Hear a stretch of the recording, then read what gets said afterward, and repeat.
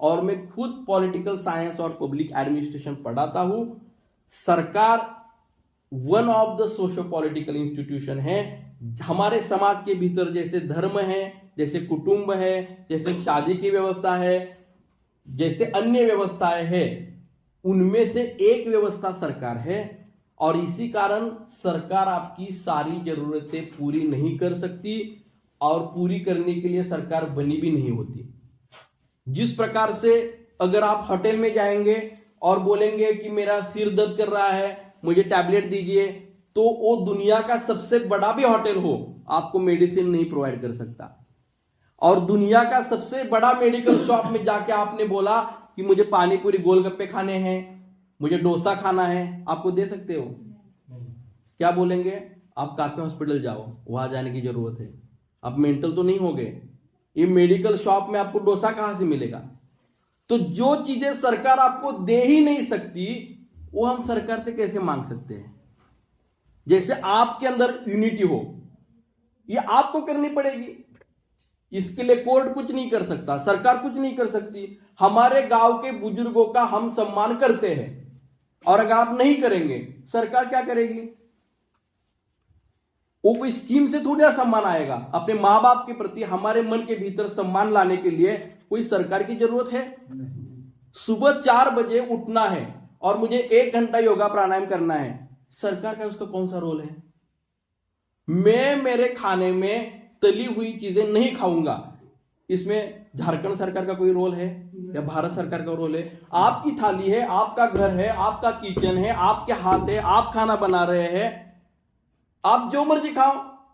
इसीलिए सरकार आपके पूरे जीवन की मैक्सिमम 5 से 10% जरूरतें पूरी कर सकती है, वो भी अगर सरकार ढंग की हो तो। अगर वो भी नहीं है तो आपकी समस्या बढ़ा ही सकती है, कम करने का छोड़ दीजिए।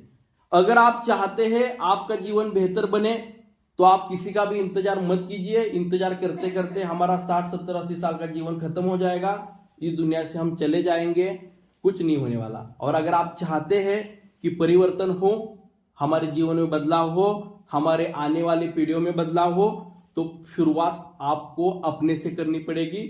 और अपने स्तर पे, समाज के स्तर पे ही समाज के भीतर परिवर्तन होगा, और वही परिवर्तन शाश्वत होता है। इसका मैं आपको एक और बहुत अच्छा एग्जांपल देता हूं।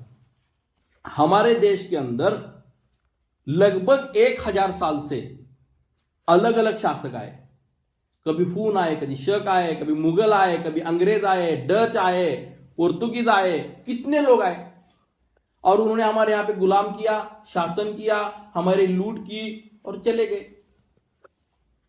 लेकिन वो हमारे संस्कृति को खंडित नहीं कर पाए, हमारी परंपराओं को खंडित नहीं कर पाए, हमारे उत्सवों को खंडित नहीं कर पाए, हमारे जीवन पद्धति को खंडित नहीं कर पाए, हमारी आस्थाओं को खंडित नहीं कर पाए, हमारी वेद की परंपरा को, भारतीय ज्ञान परंपरा को खंडित नहीं कर पाए। इसका कारण क्या था?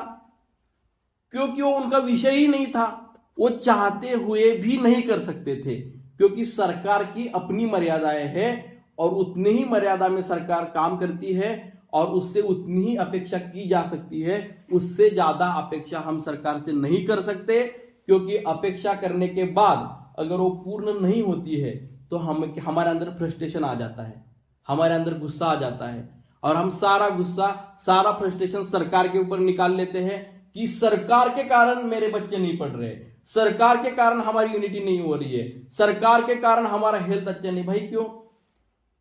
तो ये जो प्रशिक्षण है, इसमें मूल जो विषय है, मूल जो विचार है, वो यही विचार है कि अगर हम चाहते हैं कि हमें अपने आप को विकसित करना, तो हमें अपने गांवों को विकसित करना पड़ेगा, और वो भी भारतीय पद्धति से। अगर हम वो नहीं करेंगे, जैसे वो रहट वाली कहानी मैंने बताई कि रहट, अगर आपको आवाज सुनना है तभी पानी मिलेगा, अगर आवाज नहीं सुनना है तो पानी भी नहीं मिलेगा। आप गांवों में रहते हुए आपकी मानसिकता शहरी बनाएंगे, आप गांवों में रहते हुए आपका रहन सहन शहर जैसा बनाएंगे, और आप वही आंधी दौड़ में दौड़ते रहेंगे। जैसे मुंबई में वो लोकल में लोग घूमते रहते, दौड़ते रहते, सुबह से शाम तक, किसी को कुछ पता नहीं है, सारे दौड़ रहा है, इसलिए मैं भी दौड़ रहा हूं। सारे शहर में भाग रहे हैं, मैं भी भाग रहा हूं। सारे जॉब के लिए झारखंड बिहार छोड़ के किसी और स्टेट में, गुजरात में जा रहे हैं, महाराष्ट्र में जा रहे हैं, हमारे बच्चे भी जा रहे हैं। आंधी दौड़ में आप शामिल होंगे तो आपको रिजल्ट भी उसी प्रकार से मिलेंगे।